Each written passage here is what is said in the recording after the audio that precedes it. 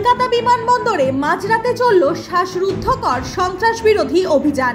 18 ও 19 জুলাই নেতাজি সুভাষচন্দ্র বসু আন্তর্জাতিক বিমানবন্দরে NSG, CISF, STF এবং গোয়েন্দা সংস্থার যৌথ মহড়ায় ফের প্রমাণ হল সতর্ক ভারত, সুরক্ষিত আকাশপথ।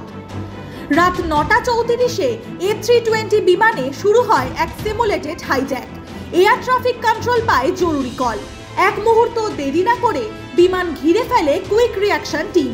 আলোচনা ভেঙে পড়তেই এনএসজি বাহিনী ঝাঁপিয়ে পড়ে বিমানের দখল নিতে। 19 জুলাই ভোর 2:15-তে সফলভাবে উদ্ধার হয় সমস্ত যাত্রী। ছিনতাইকারীরা হয় নিষ্ক্রিয়।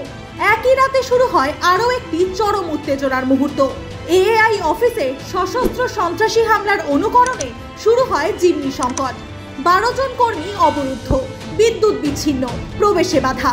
এসটিএফ ও পরে এনএসজির কৌশলগত অপারেশনে শেষমেশ রক্ষা পান সকলে।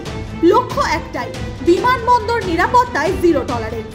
বিমানবন্দর, গোয়েন্দা সংস্থা ও নিরাপত্তা বাহিনীর এই মহড়া প্রমাণ করল বাংলা শুধু শঙ্খ সন্ধ্যা চেনে না, প্রয়োজনে বজ্রধ্বনিও তোলে।